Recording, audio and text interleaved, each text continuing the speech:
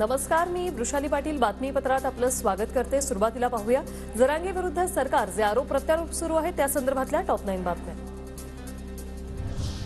कायद्याच्या चौकटीत बसणारा टिकणारा आरक्षण द्यावं ही सर्वांची भूमिका। मनोज जरांगे पाटलांनी सरकारला वेळ द्यावा, सहकार्य करून उपोषण मागे घ्यावं, मुख्यमंत्र्यांसह सर्वपक्षीय नेत्यांचं आवाहन। थोडा लागेल तो अवधी देण्याची आवश्यकता आहे आणि मराठा समाजाने देखील थोड़ा संयम पाळण्याची आवश्यकता आहे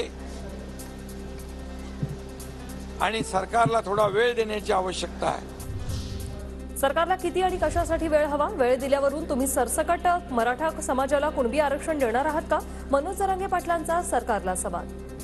तुम्ही मराठ्यांना आरक्षण द्या, तुम्हाला वेळ कशासाठी पाहिजे, का पाहिजे आणि तुम्ही महाराष्ट्रातल्या सरसकट मराठ्यांना कुणबी प्रमाणपत्र देणार का हे येऊन सांगा।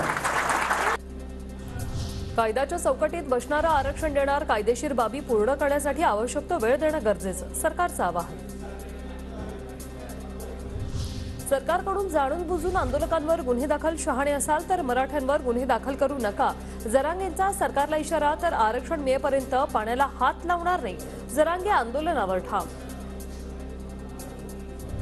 आरक्षणाबाबत कायद्याची बाजू सर्वांनी समजून घ्यायला हवी। कायद्याच्या चौकटीत आरक्षण टिकेल अशा गोष्टी सरकार करेल। देवेंद्र फडणवीसांकडून भूमिका स्पष्ट, तर सर्वपक्षीय नेत्यांनी राज्यात शांतता राखण्यासाठी सहकार्य करण्याचं आवाहन।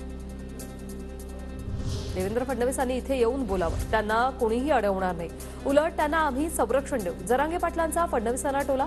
आरक्षणाशिवाय आंदोलन थांबणार नाही, जरांगेंचा इशारा।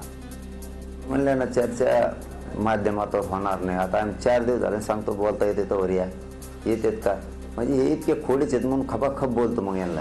नंतर येऊ नका, एकदाच या, रस्त्याने तुम्हाला कोणी अडणार नाही, माझे मराठी तुमचं संरक्षण करते, 2दा सांगितलं।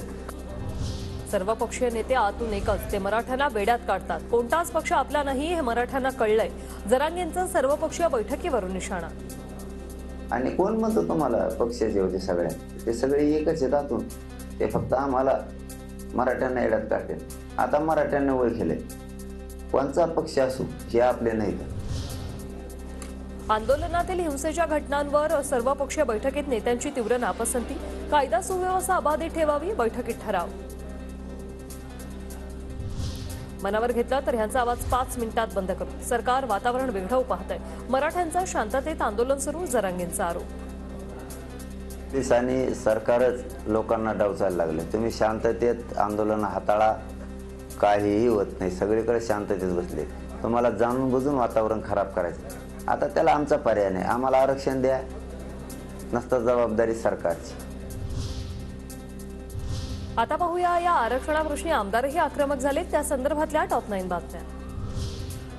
बीडमध्ये जीवे मारण्याच्या प्रयत्नाचे 7 गुन्हे दाखल, बीडचा हिंसाचार सरकारने गांभीर्याने घेतला, तर आतापर्यंत 168 आरोपींना अटक केल्याची पोलीस महासंचालकांची माहिती। आंदोलनकारांकडून कायद्याचे उल्लंघन व काही ठिकाणी जाळपोळचे घटना घडलेल्या आहे, अशा ठिकाणी महाराष्ट्र पोलीस यांनी गुन्हे दाखल केलेले आहेत व आरोपींना अटक सुद्धा केलेली आहे। बीड जिल्हा संभाजीनगर ग्रामीण भागात इंटरनेट सेवा बंद, राज्यभरातील मराठा आंदोलनाच्या पार्श्वभूमीवर खबरदारीचा उपाय। जालन्यातील इंटरनेट बंद करण्यामागे सरकारचं षडयंत्र, इंटरनेट पुन्हा सुरू करा, जरांगेंचं सरकारवर टीकास्त्र। आणि फक्त शांततेत आंदोलन करा, यांना काय षडयंत्र करायचे ते करू द्या, पण तुम्हाला आणखीन एकदा सांगतो, सरकारला तुम्हाला विनंती आहे, तुम्ही असले बाजार चाळे करू नका, नेट सुरू करा।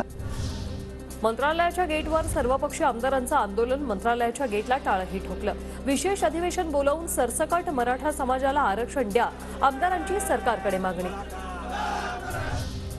मंत्रालयाच्या गेटवर आंदोलन करणाऱ्या सर्वपक्षीय आमदारांना पोलिसांनी ताब्यात घेतलं होतं। आमदारांकडून 1 मराठा लाख मराठा अशा घोषणा, सरकार पोलिसांमार्फत दडपशाही करत असल्याचा आमदारांचा आरोप।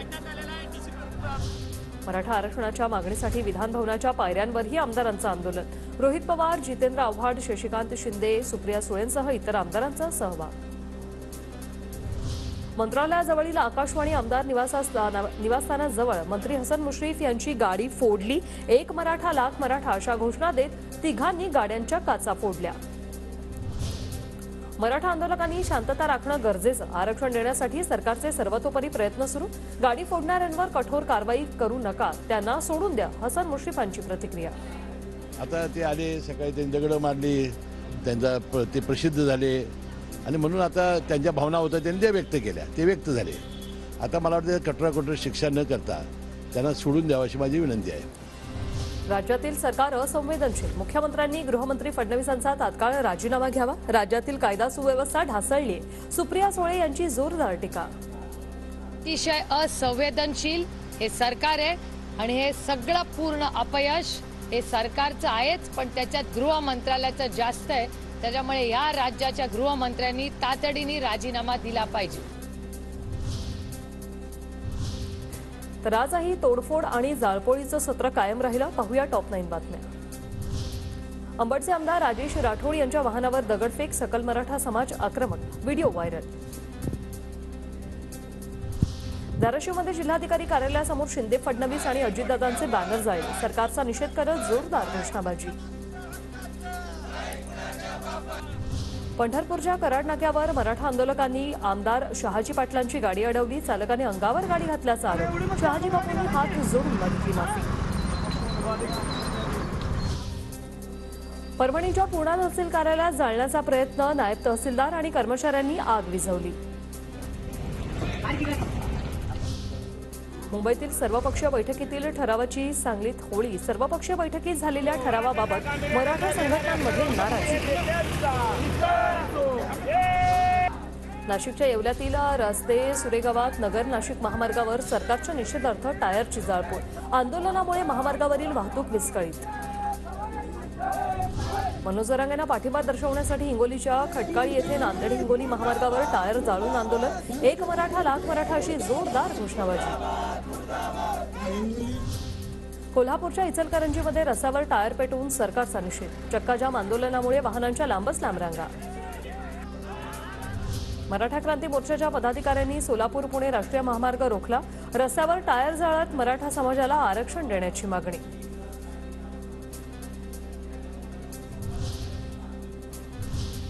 तर आज अनेक ठिकाणी आंदोलकांकडून रास्ता रोकोही करण्यात आले. आढावा घेऊया टॉप 9 बातम्यांमधून. जालना अंबड रोडवर आरक्षणाच्या मागणीसाठी रास्ता रोको, रस्त्यावर टायर जाळत रस्ता रोको केला. मराठा संघटनांकडून लातूर शहरात 5 तास रास्ता रोको, राजकीय बॅनर्सचीही फाडली. लातूरमधील सोलापूर नांदेड महामार्ग मराठा आंदोलकांनी रोखला, टायर जाळत आंदोलक रस्त्यावर उतरल्याने वाहतूक काही काळ ठप्प.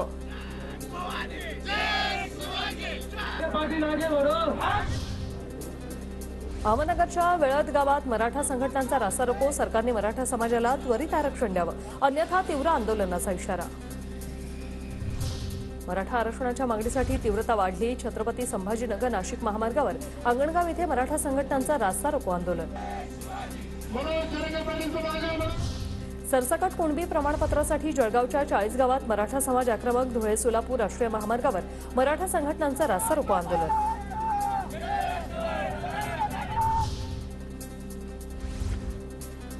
बुलढाण्याच्या सिंदखेड राज्यात मराठा आरक्षणासाठी समृद्धी महामार्ग रोखला, समृद्धी महामार्गावर 10 किलोमीटरपर्यंत ट्रॅफिक जाम, वाहनांच्या लांबच लांब रांगा. नाशिकच्या सिन्नर तालुक्यातील नांदूर शिंगोटेत मराठा आंदोलकांचा रास्ता रोको, आंदोलनामुळे पुणे महामार्गावरील वाहतूक खोळंबली. अहमदनगरच्या वेळद गावात मराठा संघटनांचा रास्ता रोको, सरकारने मराठा समाजाला त्वरित आरक्षण द्यावं, अन्यथा तीव्र आंदोलन करू असा इशारा.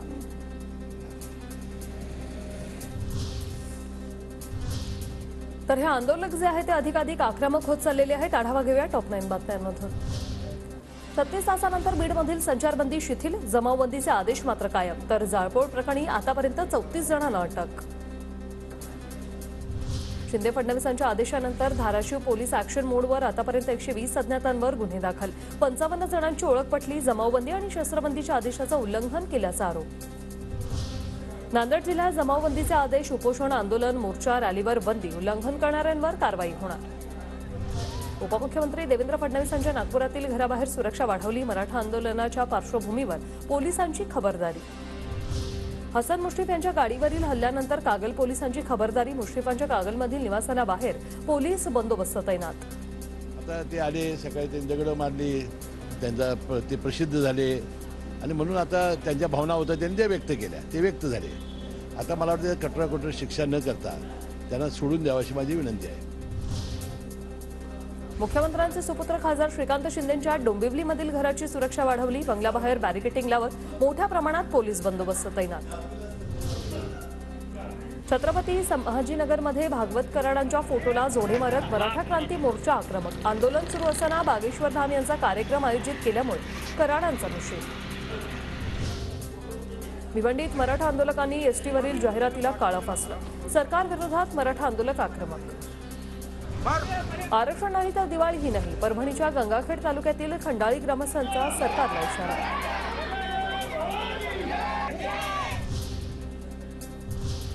आता पाहूया टॉप 9 राजकीय बातम्या.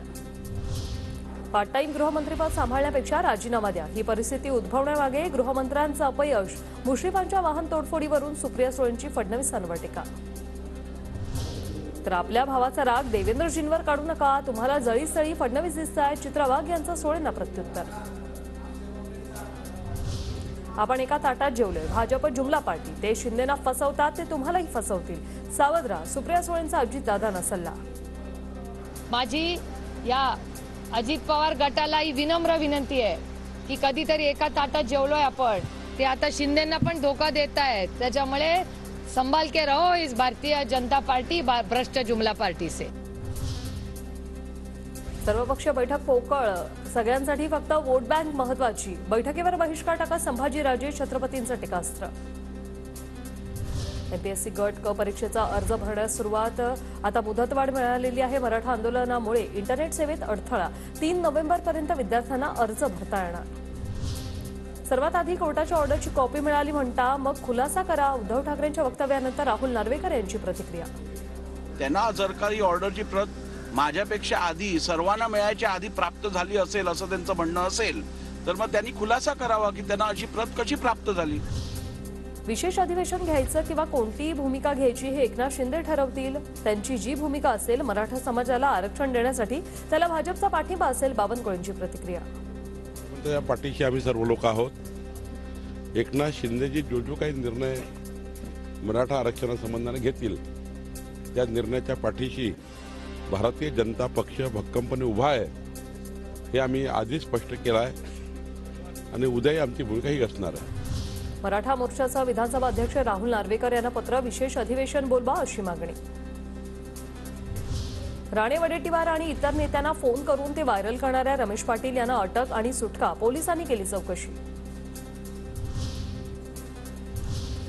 आता पाहूया मुंबई आणि पुण्यातल्या टॉप 9 बातम्या. ललित पाटीलची ससूनमध्ये तासाभरात वैद्यकीय चाचणी जी झालेली आहे ती पूर्ण झालेली आहे. चाचणीनंतर ललित पुणे पोलिसांच्या ताब्यात. विरार डहाणू रेल्वे मार्गावर आणखी 2 ट्रॅक खारफुटी तोडण्यासाठी रेल्वेला उच्च न्यायालयाकडून परवानगी. तर रेल्वे लावणार आता 54,000 झाडं. पश्चिम रेल्वेच्या ब्लॉकमुळे प्रवाशांची मेट्रोला पसंती. मेट्रोची प्रवासी संख्या 2.5 लाखांवर. मुंबईच्या पूर्व उपनगरात 2 दिवस पाणीपुरवठा बंद राहणार. चेंबूर, गोवंडी, मानखुर्द भागात गुरुवारी आणि शुक्रवारी पाणीपुरवठा बंद. एसी लोकलच्या आणखी 10 फेऱ्या वाढणार. 6 नोव्हेंबरपासून एसी लोकलच्या फेऱ्यांची संख्या 66 होणार. पुण्याचं उंटरीगाव मराठा आरक्षणासाठी बंद. सकल मराठा समाज आणि ग्रामस्थांकडून जरांगीला पाठिंबा.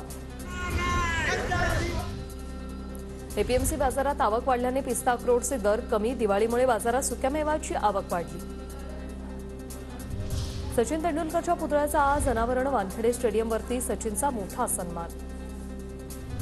व्हीएस कुलकर्णींचा पुणे न्यायालयाबाहेरचा व्हिडिओ व्हायरल. पत्रकारांनी कुलकर्णींना प्रश्न विचारताच कुलकर्णींनी कवितेच्या माध्यमातून व्यक्त केली प्रतिक्रिया.